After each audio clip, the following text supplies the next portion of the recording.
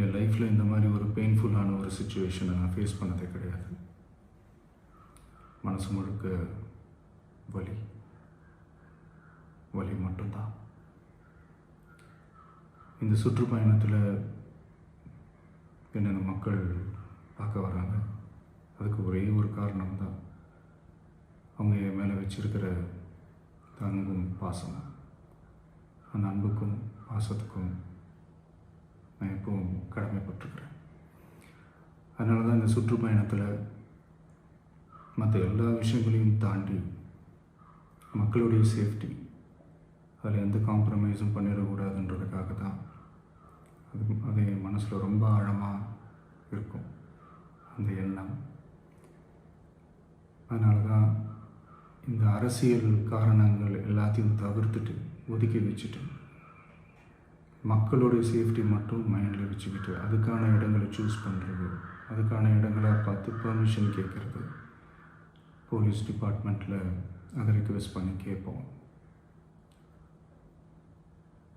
ஆனால்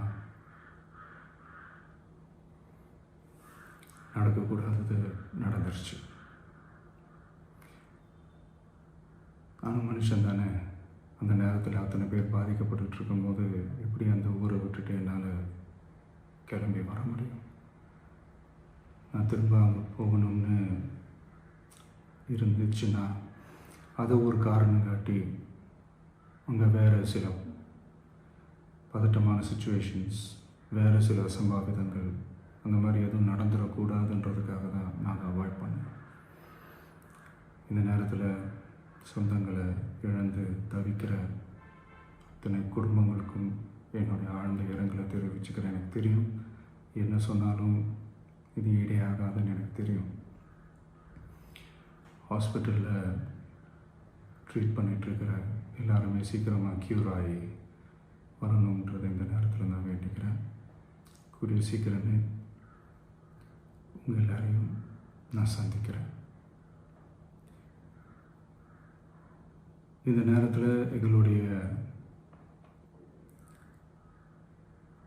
வலிகளை, எங்களுடைய நிலைமையை புரிஞ்சுக்கிட்டு எங்களுக்காக பேசின அரசியல் கட்சிகளை சார்ந்த நண்பர்கள், தலைவர்கள் அனைவருக்கும் என்னுடைய நன்றியை தெரிவிச்சுக்கிறேன்.